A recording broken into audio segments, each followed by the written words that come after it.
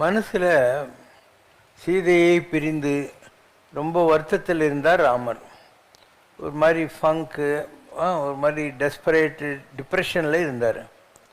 அப்போது அகஸ்திய மாமுனிவர், அகஸ்தியர் வேறு யாரும் இல்லை, அவரே சூரியன் தான். சூரியனுடைய டைம் 6 வருஷம். அகஸ்தியருடைய வயசு எப்பயுமே 6 வயசு தான் இருக்கும். அவர் பார்க்குறதுக்கு 6 வயசு பையனாட்டம் தான் எப்பயுமே இருப்பார். ஸோ அகஸ்தியர் சொல்கிறார், இந்த மாதிரி சூரிய வம்சத்தில் வந்தவன்பா நீ வந்து கொஞ்சம் கூட இது பண்ணக்கூடாது, சூரியனை கும்பிடு, உனக்கு தைரியம் வந்துடும் அப்படின்னு சொல்லிட்டு ஆதித்ய ஹிருதயம் என்கிற சூரியனை புகழ்கிற ஒரு விஷயத்தை அவர் கற்றுக் கொடுக்குறாரு.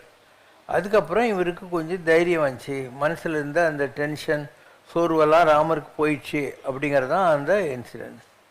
உலகத்தில் நீங்கள் பார்க்குற எல்லா கிரகமுமே பெரிய பெரிய ரிஷிகளும் சித்தர்களும் தான். சுந்தரானந்தர்னு ஒருத்தர் இருக்கார் இல்லையா, மதுரை கோயிலில், அவர் வந்து புதன். ஸ்ரீரங்கத்தில் இருக்கிறவர் சுக்கிரன். திருப்பதியில் இருக்கிறவர் வந்து சந்திரன். இப்படி ஒவ்வொரு சூரியனார் கோயில், திருவண்ணாமலை, இங்கெல்லாம் இருக்கிறது சூரியன். இப்படி ஒவ்வொரு இடத்துலையும் ஒவ்வொரு விதமான கிரகங்கள் இருக்குது. அதனால தான் நீங்கள் ஜாதகத்தை வச்சுட்டு அலையிற போது ஜோசிக்காரன் இந்த கோயிலுக்கு போ அந்த கோயிலுக்கு சொல்கிறதுக்கு காரணம் என்னென்னா, உனக்கு எந்த கிரகம் வீக்காக இருக்குதோ அந்த கோயிலுக்கு போனாக்கா energy flows from higher level to lower லெவலுன்ற மாதிரி அங்கே இருக்கிற எனர்ஜி அவங்க கல்லில் வச்சுட்டு போயிருக்காங்கல்ல பெரியவங்க, அது உனக்கு கிடைக்குது. அதனால நீ அந்த மாதிரி பண்ணுற. சுத்தண்ணி ரொம்ப சூடாக இருந்தால் என்ன பண்ணுற, பக்கத்தில் குழாயிலேருந்து கொஞ்சம் பச்சை தண்ணியை வாங்கி அதை பாட்டில் பண்ணுறதுன்னுவாங்க. அப்போ உனக்கு குளிக்கிறதுக்கு வாட்ட மாட்டேது. அந்த மாதிரி உங்கள்கிட்ட எந்த எனர்ஜி கம்மியாக இருக்குதோ அந்த எனர்ஜி இருக்கிற கோயிலுக்கு போயிட்டு அதை கொஞ்சம் நீ வாங்கிக்கிற. அதனால் உன் லைஃப்பில் அடுத்த அடி வந்து கொஞ்சம் ஸ்மூத்தாக போகிறதுக்கான வழிமுறைகள் உனக்கு கிடைக்கிது. ஸோ எல்லாமே விஞ்ஞானம்தான். நீங்கள் இந்த சூரியன் சந்திரன் இதெல்லாம் பார்த்து 7 குதிரை பூட்டின தேரில் போகிறாரு சூரியன்லாம் நினைக்கிறீங்களா, அதெல்லாம் அப்படி இல்லை. 7 நாட்கள் இருக்கு இல்லையா, Sunday Monday Tuesday Wednesday Thursday Friday Saturday, அதுதான் 7 குதிரைன்றது. இது நிறைய பேருக்கு எதுவுமே புரிய மாட்டேங்குது. இவங்கெல்லாம் கற்பனை குதிரையை ஓட்டின்னு இருக்கிறாங்க, 7 குதிரையை வச்சு ரதத்து மேலே சூரியன் போகிறான். அப்படி கிடையாது. உருண்டு ஓடுகின்றவன் கதிரவன், அவன் பின் உருண்டு ஓடுகின்றன ஒவ்வொரு நாளாய் என்னவன். ஞாயிற்றை சங்கிலியால் இழக்க போமோ அப்படின்வார். சூரியனை இன்ச்சிலே வச்சு இழக்க முடியுமான்னு ஏன் சொல்கிறாங்க? உலகம் பூரா சூரியன் தான். இப்போ நீ நினச்சிட்டு இருக்கிற சாயந்தரம் ஆயிடுச்சு சூரியன் இல்லைன்னு, சூரியன் நேரத்தில் அமெரிக்காவில் இருக்கிறான், அவன் தான் சந்திரனையும் உனக்கு அனுப்புகிறான். போ கொஞ்சம் இருட்டாகுது அப்படின்னு சொல்லிட்டு. அதனால் ஒவ்வொன்றுத்துக்கும் காரண காரியம் இருக்கும். சூரியன்னா 6, சந்திரன்னா 10, செவ்வாய்னா 7, ராகுன்னா 18, குருன்னா 16, புதன்னா 17, இப்படி எல்லாத்துக்கும் கணக்கு இருக்குது. அந்தந்த கிரகத்தினுடைய அந்த ஸ்பேன் ஆஃப் டைம் இருக்கு இல்லையா உன் வாழ்க்கையில், அதுதான் அவங்க சொல்கிற டைம் எல்லாம். இப்போ பிரம்மான்னா 4 தலைன்றீங்க நீங்கள், 4 தலை கிடையாது. கிழக்கு மேற்கு வடக்கு தெற்கு, இந்த 4 தான் அவங்க பிரம்மாவுக்கு 4 தலைன்றது. சிவனுக்கு 5வது தலை இருக்குன்றான். அது என்ன, ஆகாசம், ஊர்துவம்னு சொல்லுவாங்க அது. அப்புறம் 5.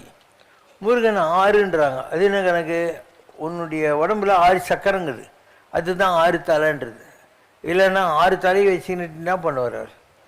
அதே மாதிரி 7 மலைன்னா என்ன, 6 இது தொப்புல ஆரம்பித்து இந்த இடம் 5, இதயம் முருகன் 4, இந்த இடம் இருக்கு இல்லையா, இந்த இடம் 6, இந்த இடம் 7. அதனால தான் வள்ளலார் சொல்கிறாரு, 7 திரைக்கு பின்னால் நான் கண்ட அதிசயம் என்னென்று சொல்வேன் அடி, ஜோதி மலை உண்டாச்சு தடி ஒன்றுவார்.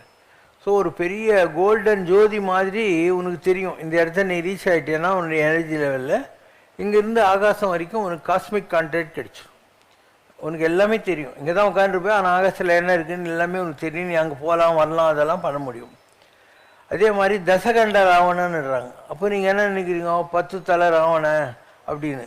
அவன் 10 தலை வச்சு எப்படி நடப்பான் பாவம் இல்லையா. அதனால் அதுக்கு அது அர்த்தம் இல்லை. ஆன்மீகத்தில் தசமகா வித்தைன்னு ஒன்று இருக்குது. அந்த வித்தையை யாருக்கு அர்த்தம்னா, கண்டம்னா கழுத்தில் மந்திரம் சொல்கிறவன் அர்த்தம். ஸோ 10 விதமான அந்த மந்திர உச்சாடனங்களை பெற்றவன் கண்டன கண்டம். இது அதுதான் ராவணன்றது. 1000 நாக்கு கொண்ட ஆதிசேஷனுவாங்க. நீங்கள் நினச்சின்னு அப்படியே ஒரு பெரிய பாம்பு 1000 தலையோடு உட்காந்துக்குதுன்னு, அதுக்கு அது அர்த்தம் இல்லை. உன் தலை இருக்கு இல்லையா, இதில் மூளை இருக்குது, இதில் 1000 நாட்ஸ் இருக்குது. சாஸ்திர அப்படின்னா, சாஸ்திரனாக்கா 1000. ஸோ நம்முடைய மூளை இல்லையா, இதில் நர்வ் சென்டர்ஸ் இல்லையா, அதுதான் அவங்க சொல்கிற ஆதிசேஷன். 1000 நாட்ஸ் இருக்குது. ஒவ்வொரு நாட்டுக்கும் ஒவ்வொரு பவர் இருக்குது. இதை பார்க்கறது, இதை கேட்கறது, செய்கிறதுன்னு. நாம் ஒரு 8%க்கு மேலே நம்ம தலையில் யூஸ் பண்ணுறதே இல்லை. இதெல்லாம் வேஸ்ட் தான் பண்ணிக்கிட்டே இருக்கோம். அந்த மாதிரி எல்லாமே பெரியவங்க ஒரு ப்ரிமிட்டிவ் சொசைட்டி. அந்த காலத்தில் என்ன இதெல்லாம் தெரிஞ்சுக்கிற மாதிரி ஏதாவது படிப்பெல்லாம் இருந்துச்சா? ஒன்றும் இல்லை. அதனால் பெரியவங்க பசங்களுக்கு புரிகிற மாதிரி சொல்லி கொடுக்குறது இதெல்லாம்.